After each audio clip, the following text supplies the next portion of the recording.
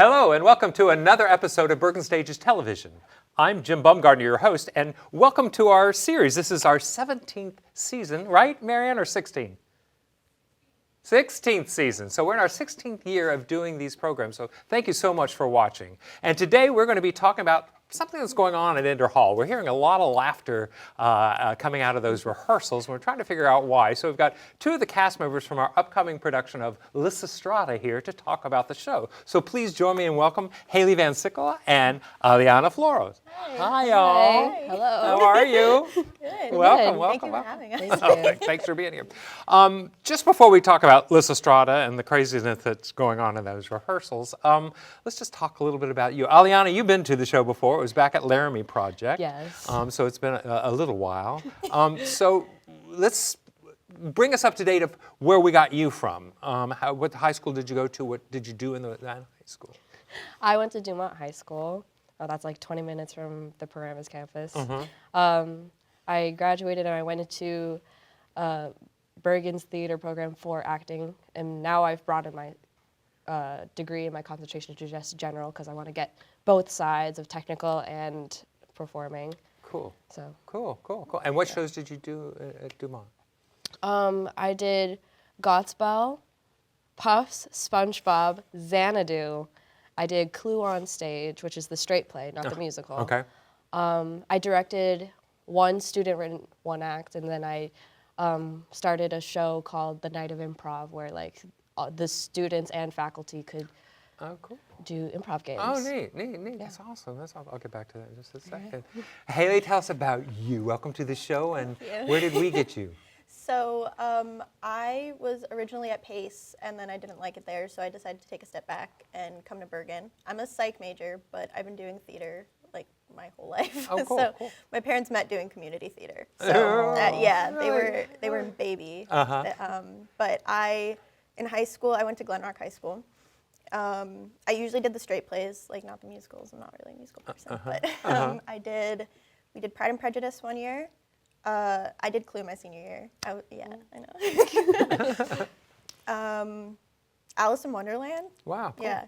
The one musical I was in was Drowsy Chaperone, and then we did a bunch of one acts because there's 2 straight plays a year. One of them was that I was in was All in the Timing. Yes. Great. Yeah. Great. He's great. That's such a funny script there. Yeah. So you've done on stage. So you were not a backstage person, where Aliana is kind of both worlds. I started on stage, and then I wanted to be a part of the musical still. So my friends were like heading the tech department, so they let me do like LEDs. They gave me a job to do. Oh, so that's really the only. So you were involved. It's great to be involved. Yeah, so that's really the only backstage experience I had is doing tech for a little bit. And in high school, Aliana, did you do tech as well, or were you just on stage? I mostly did performing on stage. I didn't really do anything backstage. Yeah. And what was the bug that bit you to say, hey, I think I want to do backstage and on stage?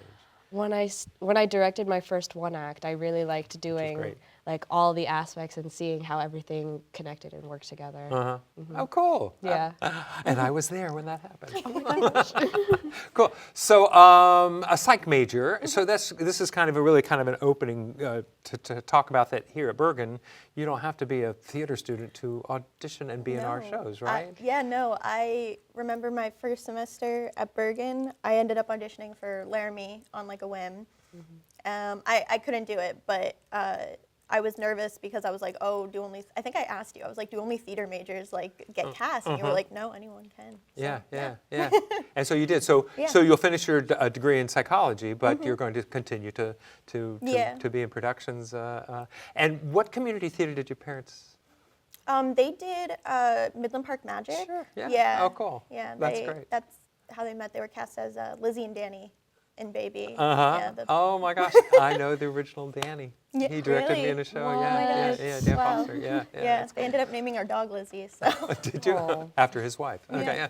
Yeah. That's cool. And community theater is such a backbone to American theater. It's just an incredible opportunity for people that people kind of overlook it. And there's so many great ones right here in the county. Yeah. So now getting back to Aliana.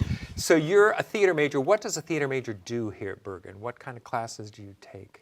For a general theater major, you take a couple of acting classes and some technical classes, and a little bit of like some anthologies and like going into the histories of costuming or the histories of, or like the backgrounds of set design and what goes into that. And when you take these acting classes, you go into like the techniques and the different teachings and schools of acting.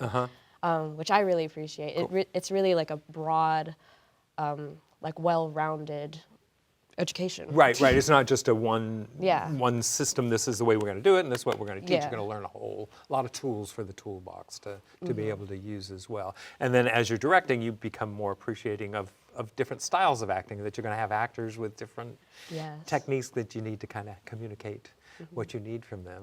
Yeah. That's cool. And you enjoyed directing, didn't you? You had a good time. Yeah, I like that Bergen is just a lot of, you get a lot of hands-on experience working in the field, working with like actual people who do the stuff for real, for their livelihoods. Yeah. So, which is awesome because, just for that reason, you can sit in a classroom and talk about it, but to be able to get out and do it is just kind of the fun. Not to leave the psych majors out, because you guys do really good. I don't know that you analyze anyone in your class, but you do talk about the techniques there. Yeah, as usually well. there's someone who like will learn about something and be like, I think that relates to me. it's just mostly like diagnosing ourselves. No, yeah. So what is your plan to do after you finish Bergen? I know you're both thinking graduating this May is both. Oh, I just got you guys here and you're leaving me. So what do you think? What are you thinking about? I am planning on transferring out to a 4-year college and probably getting my master's as well as my bachelor's. Oh, cool. I want to go into theater education. Sweet. Yeah. Nice. To teach at the high school level, the college level? Both. Oh, I want the versatility to do both. Oh, great. Have you picked a school yet? Or are you thinking of? I am really thinking about Montclair. Cool. Yeah, Montclair State. Awesome. So would you go in for the tech or the acting part? Which way do you think you'd go? Ooh, I don't know. I know. I assume they would even do general. I'm not sure of their BA program, if they would do a general, a little bit of everything. I'd really want to go into like maybe acting, just to like keep my bones warm in that space. Cool. Good. Yeah. Good school. Where will you go?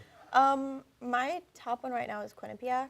Oh, they great. have a good psychology and criminal justice program, and I'm probably going to go to grad school after that and get my master's.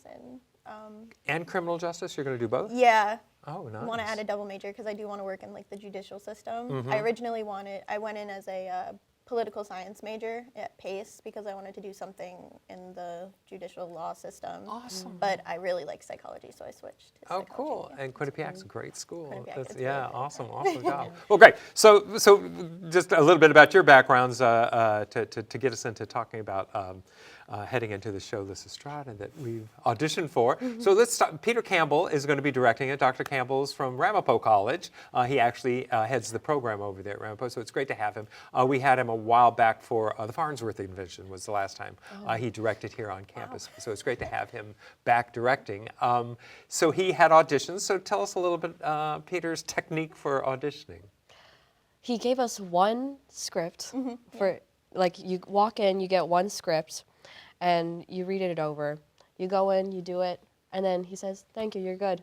And then you're like, "I'm good. You don't want me back. You don't want to see me read for another person." But then I realized that's just how he is. Yeah. He wants to see you once. Yeah. But there's other directors that want to see you a couple more times after. With different scripts With and back different and forth. scripts. Yeah. But then he just gives you one, and then you're like, "Am I good? Am I You're actually like, good?" that's it. Like, So was it a monologue? Did you read the monologue, or did you There read, is you a didn't read any monologue. scene work? Everyone read Lysistrata's monologue from the end of the show. Yeah. That was the first thing. And cool. I think the male actors read a commissioner monologue. There's a character called the commissioner. Yep. Oh, we did read one scene. Like, we partnered up with somebody. We did. It also Yeah. depended on like who left and who was still there at auditions. So Yes. if you got partnered up multiple times, it's probably like. Yeah. But yeah, there was the Kalanike Lysistrata scene Yep. from Yeah. the beginning, and then The Myrni and Canisius scene. Those are the two that I think were the main Yeah. ones. So he did. So you did the did. monologue first. You kind of came in, gave you the monologue to look over. So you don't Yeah. memorize anything for our auditions. Not The really. Directors don't tend to. We try to make it a little easier. We just Yeah. we want you to get the part. So you had some time to look it over before you went in to see Peter, Yeah. and then you went in and read it. And then if you stuck around, then he maybe partnered you up with someone if you hung around a little bit there. Yeah. Great. Yeah. Great. Yeah. And that was it. And that was it. No was it. dancing, no No. singing. it Yeah, was just no. He talked to us about being in an ensemble, and he really emphasized how much like the ensemble was going to be on stage, like the chorus was going to be on stage the whole time, and how like in depth it was. Great. Well, that's great because we don't have a lot of shows like these Greek comedies Yeah. or Greek shows that have an ensemble. So for our non-theater people, what do we mean by an ensemble? So ensemble is the people. I don't want to say in the background, but they're not the leads, and they kind of make the rest of the scene. You know, they're the people who are, if you're in a town, they're the townspeople. They're playing all the different parts to really complete a scene. So it's not just two actors talking to each other on Right, stage. right. Yeah. And they do, if I remember right, the chorus on this, the ensemble, play a lot of different parts. They come Yeah. under different hats or different scarves or something like it. Yeah. Right? Is Yeah. that kind Yes, of- yeah. Yeah, so it's a great opportunity to switch roles like that. Yeah. But I'm jumping ahead of myself because I want to talk about this audition technique. So you as a director, did you appreciate how Peter had done it, and did you learn something saying, you know what, I don't need to do 100 scenes? Yeah. He structures the rehearsal process a lot differently than what I've experienced before. Usually you go through the entire blocking process in like 2 weeks, 3 weeks, and then you're off book. He rehearses, I guess, it's it's a one act, so there's only 72 pages or Right. something. He blocks it out in 1 week, and he does table work. We did table work for the first week. So for our non-theater people, what do we mean by table work? You sit down, you read the script, and you talk about what our characters' motivations are, where in time and space we are in, what emotions and what are the current events of the people in the play are. Oh, cool. So really get into, this isn't stuff that's in the play, you find it by reading. How do you find that stuff? Because Aristophanes didn't give you that, so you have to make some choices, yeah? Well, we have a dramaturge on our... Yeah. Another great word. Yes, dramaturge. So Catherine Parks is our dramaturge. What is a dramaturge? A dramaturge is someone who basically gives you all of the history and information about like the time period, what was going on, how it relates to like current day, basically all of the information that isn't just the play, all of the... That while Aristophanes was writing this, this was what was happening in Greece Yeah, at the time, and it yeah. kind of feeds into you as an actor to know this sort of things. Or you could do it on your own, but Right. boy, how great is it to have a dramaturge there. A great job in the theater. no? Yeah. There's, so Catherine has been giving you this sort of information. Sorry, and I cut you off there, so go ahead. So you get this information, and how do you come up with things from that for your character? Because you're playing Lysistrata, so you're the lady here. So what did she tell you that helped you shape your Lysistrata? She said that she's a strategist, and that really helped me characterize like how she works and how she thinks. She's never like left like in the dark with herself. She's always figuring out what her next move will be throughout the show, and like that's just how she is. So that's how I really... A strategist, that's great. Yes. That's great. And anything that you got from Catherine? What I got from Catherine, she talked a lot about how it related to like current day and a lot of stuff going on in the world, and how that just kind of gave me motivation because, you know, like for really sticking to it, because in this show, Myrni, she has a husband and she really loves her husband, and it's kind of like a back and forth of like she really wants to be with her husband, but she's also like, this is really important for the future and everything. So kind of relating it to current day helped a little bit, because it was like, I understand, like if I was in this position, like, you know, I would want, it's just important. Right. Yeah. And so, so this really helps shape to sit at a table and have this time to talk about it. Yeah. And do your minds change as these conversations continue on? Do you find it morphing into something else because of conversation? Yes. Oh, that's cool. Yeah. You want to talk about it? Yeah, it's you think you see something one way, and then you start going into a scene and reading through it a few times, and then actually blocking it. You're like, oh, maybe it's actually this way. So it morphs through the rehearsal process. Yeah, and you listen to what another character is saying about your character. Yeah. Go, oh, well, if you're saying that about me, then that must be what I am, unless they're just town gossip. This is something that I need to put into my vocabulary of who I am there. Yeah. Well, we're going to come right, but we're going to take a quick break and come back to talk about Lysistrata and what's happening at your rehearsals these days. So we're going to take a short break, but come right back. We're talking with Haley and Aliana about Lysistrata. When people think of scholarships, most think they can never get one. But thanks to Bergen Community College Foundation, it's possible for any student to obtain a scholarship. From students who are first generation to those in the LGBT, students who come from across the globe to those born right here in Bergen County. There's something for everyone. So how can we support this foundation? By donating and spreading the word. To learn more about what this foundation has done for the students, visit their website, foundation.bergen.edu, to learn more. You can help us help others achieve their dreams.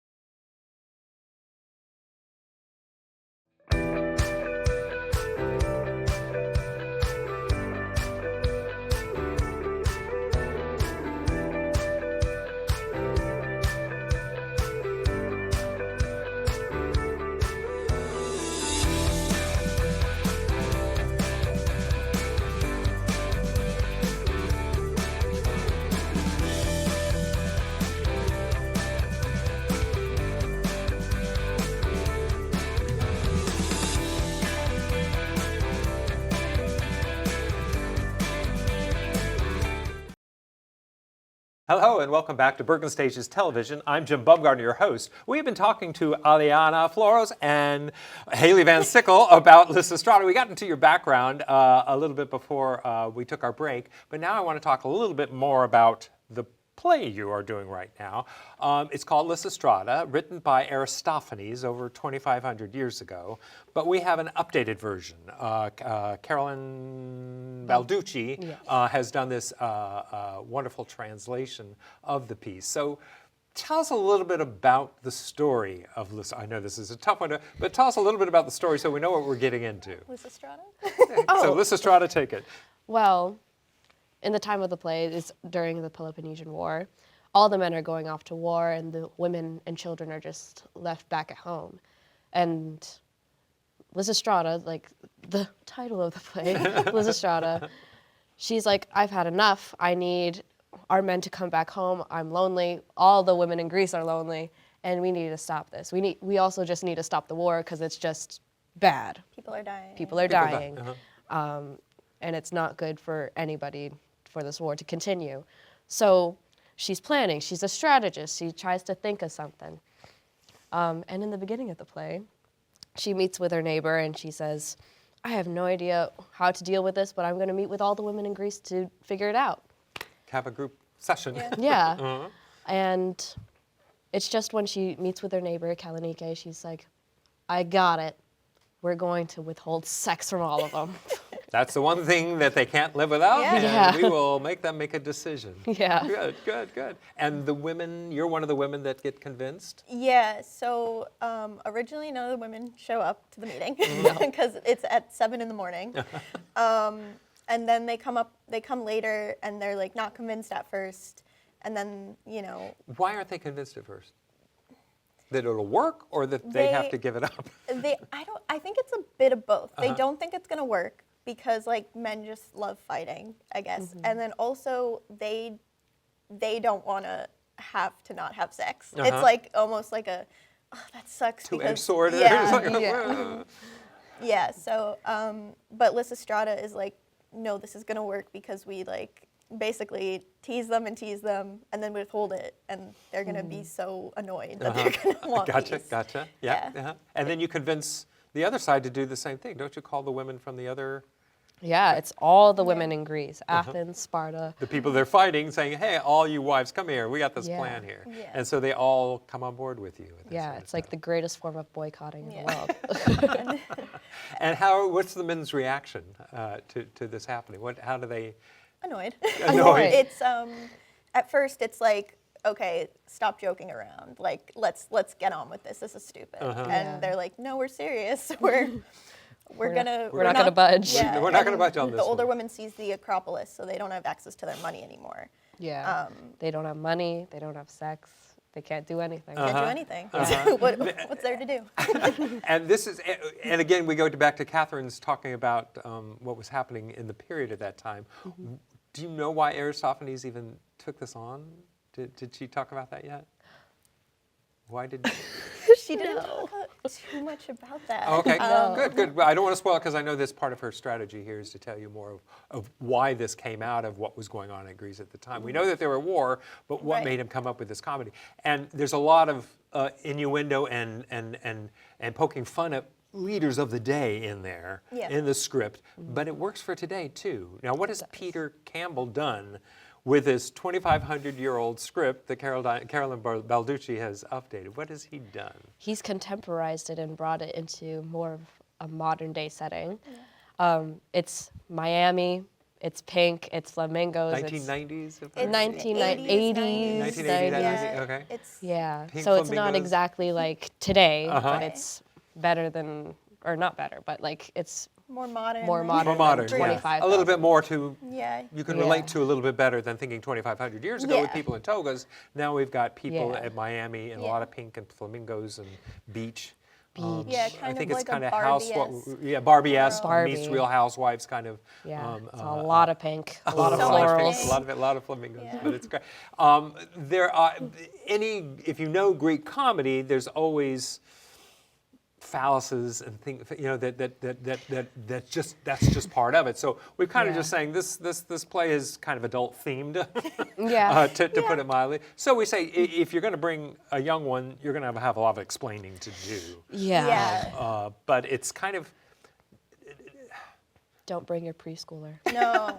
it's not vulgar, but it borders on it. It borders on. It's raunchy. Yeah, It's there's the raunchy. word. Thank you. It's raunchy. Yeah. It's raunchy. But it works because how are you going to have these women withhold sex if it's not raunchy? Yeah. Exactly. It's And- the topic. And that sex is on everybody's mind, and so it also becomes in the props. Right. Yeah. And in the Yes. costumes, and it all manifests itself in so many different ways. Yeah. But how we're doing it is it's very well done. Yeah. We're never seeing like an actual No, part no of one's anatomy. actually- Nobody's anatomy Right, is Everyone's showing. covered It's up. not tacky. It's just No. kind of It's- and it adds suggestive. Yeah, and it Yeah. adds to the comedy Suggestive. of it the way he portrays it, you know, with Yeah. pool noodles and Peter's very smart about these things. Yeah. Swimming buoys and little things like that. floaties. There. Yeah. So now there's a chorus in it of younger men, older men, younger women. You are the younger Yeah, women, we're the and chorus of the younger older women. And then the older women. Yes. Yeah. And the older men are not at war. They're more the vets from wars. Yeah. Yeah, Yeah. from wars prior. And how do they react to this whole thing happening? What is the older men's reaction? Because the older women team up with you guys, if I remember Yeah. right. Yeah. They finally say, yeah, you're right. Yes. So while we're both holding sex, they're the ones who are taking the Acropolis. And Yeah. The older women are taking the Acropolis while you're Yes. doing the yeah, other things. so they're the Yeah. guards who are outside of the Gotcha. temple. The older men are portrayed as more of like the head figures, like the people in power. Yeah. So their reaction to this is like, you're trying to go against me? Like, I am your boss. I Yeah. say what goes. And you're saying that it's not gonna go? What do you mean? You are a woman. Yeah. I am men. am They're very confused about it, and again, like tired. They're like, we didn't Yeah. fight all this time just for you women to tell us that, like. to tell To us stop no. fighting. Yeah. To stop fighting. This is why Yeah. we do what we do. But I guess, am I giving something away? But it's more of, do the women win? Yeah. So do you think it's a feminist play? Do you find it strong feminist? Absolutely. Yeah, Good, for sure. Yeah. Which is one of the very first Yeah. Britain 2,500 years ago, Aristophanes found this Oh my very, God, yeah. I didn't realize that. Like, very strong feminist characters. Yeah. And it's all the women are very, very strong characters in it. Yeah. But Lysistrata is an interesting one because of all of the women, we never meet your husband. no. And that's like a part of the thing of my characterization and like deep diving into who she is. I think she lost somebody in the war. I think that her husband like was lost in the war, death, captured somewhere, can't find him, doesn't know where he is anymore. And now that motivates her to, you know, start this whole thing of like rebellion and like to stop this because, you know, it's the depth. That's a great, strong choice. Again, Yeah. we talk that Aristophanes didn't give you this stuff, but your table discussions have helped you come up with Yeah. these things Yeah. going, why is she the one that doesn't? And that's great. He could, if the war stopped and he were a prisoner, then maybe he'll be released. Yeah. Or if he is dead, maybe you'll find the body finally, or where he's buried, you know, all those kind of things. So that's makes for strong choices of why you want these other women to wake up. And you don't ever say that, though. Yeah. You don't talk about, But I try to put it into like how I move and how I speak and like they're like it's a comedy. Yeah. But like all comedies are made funnier by how serious it is. right, by the right. gravity. Yeah, Yeah. yeah. That the characters take it all seriously, even though Yeah. we laugh at what's happening as an audience. You Yeah. all are taking all this so seriously. It's not a. Yeah. Yeah. It's not the character's fault that everything is just pink and funny. It's the world you live in. It's the Exactly. world. And it's the world we live in now too, right? Yeah, You're there- finding ties into today. Hey, Yeah, it's definitely ties into modern day, and when it comes to like, you know, I guess gender dynamic and stuff, which is I'm very excited to do the show for that reason. But I feel like I was gonna say, because it is a comedy, but Peter finds moments where it's like you're actually gonna touch the audience with this. Like this is actually gonna be like a serious, and Yeah. how they will have that moment where they're like, wow, this is a real thing that's yeah, also the light bulb goes Yeah. off, and Yeah. they go, "Oh, I get it now. Yeah. Yeah. That's cool. That's wonderful." Yeah. Graham Fry is your set designer, and he's done a kind of a very creative set. Yes. Levels. There's kind of his side, her side of the stage kind of stuff, if I remember right. So you've got Graham doing the set. Is it fun to play on those levels? Yeah. You're laughing. It's so fun. You said his side, her side, but you're just gonna have to come and watch it Yeah. to See what understand happens, how yeah. actually Oh, okay. You'll okay. see. accurate. It that is very That much. part, that description is. Oh, Yes. Gotcha, gotcha. Yeah. With the Barbie stuff, I don't know. And then Marina Talley is your costume designer, and again, thinking contemporary in 80s, 90s. Yeah. She's kind of come up with some great wardrobe for It's a lot of florals. a lot of floral. Yeah. Sandals. It's, So many Sandals. sandals. And So many like, sandals. The young women are dressed in like very floral, very Yeah. flowy dresses. And I don't want to give away what the older women, so we'll hang on to that. Yeah. Yeah. You have to come see this because what the women just are, adore the my older women is costume, adorable. so- Yeah. But we don't want to Yeah. give that part away there. Yeah, but, it's- it's just kind of fun. We've got Miru Kim doing the lighting, which being a Greek play, it's always a 24-hour period of time. All Greek plays are only 24 hours max, so we've only one day all this is happening, and that's sometimes whoa. Let's go, Lysistrata. Yeah, all done is in done one in a day. day. So all of it happens in the morning, and Yeah. then the play ends the next morning. Oh wow. The morning after, so No it's just kind wonder of really the interesting. meeting was at 7 So the a.m. light, so the She light, had stuff the to do. lighting only takes us on that journey of one day into the night to the next morning after there. So Miru does some great stuff. I'm having fun because I'm doing the props on this show. So these are crazy props. So I'm really enjoying working. How are you like Yeah. enjoying finding props for I think this? it's crazy. I can't wait to order something or make something. So it's just kind of so much fun coming up with these stuff. I got a trunk load right now to, Oh, wow. to drop off with some of the great stuff. Dean Matson is doing sound, and I know music is really integral to this. Oh Yeah. my goodness, yes. Non-stop, contemporary. Contemporary very to the modern. day, not exactly 80s. Right, it's not period. It's just kind of music that fits these Yeah, characters. because kind of. Peter said that music is timeless, so Yeah. it's just whatever, how we as the actors feel and how it portrays and translates into Yeah. the story and the characters. Yeah. So music is timeless. I like that. So is the show. So we're finding that Lysistrata is a timeless adventure. So, the show's over with. But guys, Haley, Aliana, thank you so much for being here. Lysistrata will open in the Interhall Lab Theater on February 21st. We have 7 performances, 3 the first weekend, 4 the second weekend. So please come and see our production of Lysistrata. Haley, Aliana, thank you so much for being here. Thanks and for thank you having for us. watching the show. Thank you.